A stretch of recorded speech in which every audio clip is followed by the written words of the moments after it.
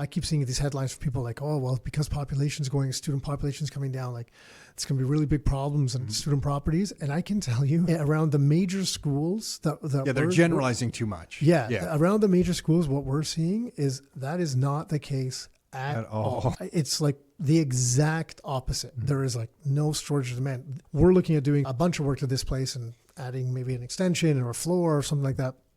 And these kids were just like, please don't kick us out. Like, we don't know if we're going to find another place. And I'm like, no, we're not. That's not the point. We wouldn't do that to them. And then CIBC put out a chart recently. And that chart, if you looked at their forecast for the number of just overall students, of post-secondary students in Canada, it's supposed to dip probably not even 10%. Looking at this chart, there's no actual numbers there. I'd say maybe 5% or somewhere between 5 and 10% from now through 2026. Only to go back up. And by 2028, which isn't a long ways away, right? 3 years, it's going to be back to where it was now and then higher past that. It was interesting, I think like 10 years ago when we started seeing like schools of like, remember the old building that we were in? There was like 2 different schools. The people who rented our own office, I think it was another school.